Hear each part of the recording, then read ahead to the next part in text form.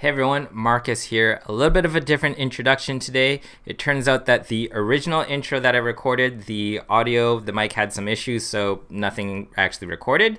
So I'm re-recording it here on my laptop. So for today's video, what we're going to be talking about are these: the Sony WF-1000XM3 Bluetooth earphones with ANC. So the XM3s came out in late 2019 to some massively positive reviews. I got my XM3s mid-2020 and have used them for the last 2 years. In June of 2021, Sony announced the XM3 successors, the XM4s. Since then, Sony has reduced the price of the XM3s to about $199 US. So the question is, with the drop in price to $199 US, are these still worth it in 2022? Let's talk about that in today's video. I'll be discussing the XM3's fit and comfort, the battery, sound, controls, and of course my final thoughts. Let's go over some of the high-level specs first. So the XM3s have 6mm drivers. They have active noise cancellation, or ANC as we'll refer to them for the rest of the video, and they have Bluetooth 5.0, which allows them to be paired up to 8 devices. When it comes to earphones and headphones, fit and comfort are one of the most important aspects. The XM3 comes with 6 ear tips in your typical small, medium, and large sizes. One set is silicone and the other one is foam. My biggest gripe with the XM3s is that they actually won't stay in my ear. Once you get them in, it's fine, but if you do anything other than sitting or standing still, they actually start to get loose and can fall out. Now, this could just be me and my ear canals, but a quick search online actually shows that other people experience this issue as well. Even walking, I'd find myself having to readjust the XM3s so that they stay in place. Running or any activities, forget about it. That's what really killed this for me with these earphones. I'm limited to how I actually can use them. At the end of the day, because of the limitations of how much I can move while wearing these, I ended up just using these in my meetings or around the house. They can't sit in my ears reliably enough that I feel like I won't lose them if I were to take them out of the house. When it comes to the battery life and the case here, according to Sony's website, you can actually get 6 to 8 hours of continuous use before needing to charge the earphones. On average, I'd get about 4 to 5 hours of use with active noise cancelling on before I got the low battery warning and would have to charge them in the case. The XM3s also support quick charging. 10 minutes of charging would give you about 90 minutes of playback. In my testing, this was actually true. To fully charge the earphones, it takes the case about 1.5 to 2 hours to get that charge from 0 to 100. Using them every day for about 1 to 3 hours, I'd usually end up charging the case itself about once a week. While charging, there is a red LED on the front of the case to let you know that the case is charging or that the case is actually charging your headphones. The biggest disadvantage of the XM3s is this massive case. I'm not gonna lie, this is big and it doesn't fit comfortably in your jeans pockets or your coat pockets. So I don't know why it's so big.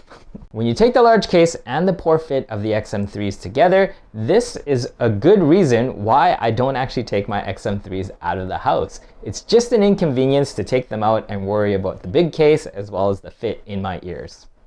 Now, if we're looking at this on a positive side, the case does feel solid and durable. It doesn't feel like it's gonna break. I also like the magnetic interior, so when you're placing the XM3s back into the case, the XM3s fall right into the place where they need to be and begin charging right away. I never had to worry about double checking that the earphones are actually secure and are in place and are actually charging. Okay, when you finally get these in your ears, how do they actually sound? Well, there's no complaints from me around the sound of the XM3s. They're a beast and they sound fantastic. You also get to customize the audio profiles. Personally, because I'm usually listening to music and watching movies, I like to have stronger bass, so I actually adjusted my sound profile to match this. Surprisingly, I also started using them when gaming. Wearing big earphones can make your head feel very hot and uncomfortable, so I decided to give the XM3s a shot. And I have to say the XM3s do a surprisingly good job here. Now, there is a very clear difference in sound quality between the 6mm drivers of the XM3s and the 50mm drivers of my gaming headphones, but the XM3s do a good job on their own. I play a lot of Call of Duty, and even on these tiny earphones, I'm still able to hear enemy footsteps as well as other important audio cues. So how about the active noise cancelling? ANC on the XM3s are decent. They filter out a lot of the background noise, but not completely. Walking around on a busy street, I can hear a very clear difference when ANC is on and when it is off.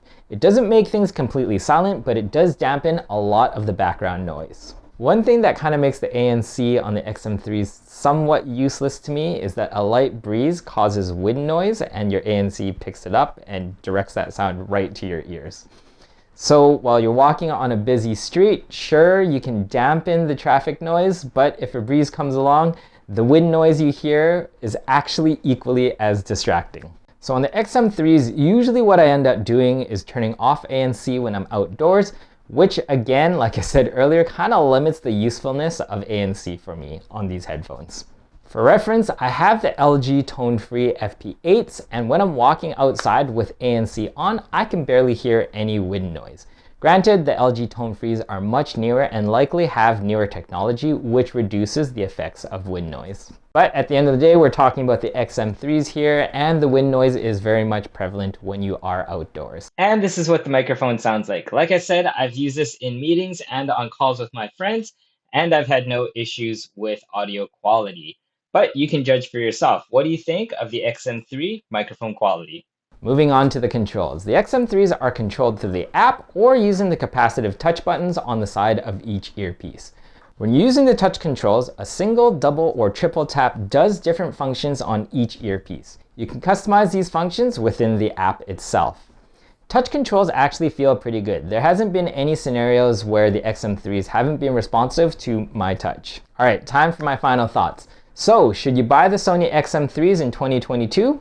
Well, the answer here is maybe. If you're going to be using them indoors, at home, or in the office, they'll do just fine. But if you're going to be outdoors and want to be using these during physical activities, I'd say there's much better options out there. There's something left to be desired when it comes to the fit, weight, and the older active noise cancelling technology.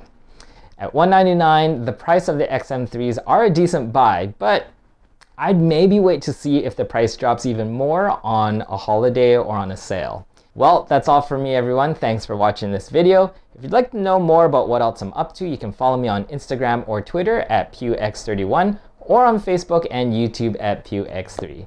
Thanks again for watching, everyone, and I'll see you in the next video.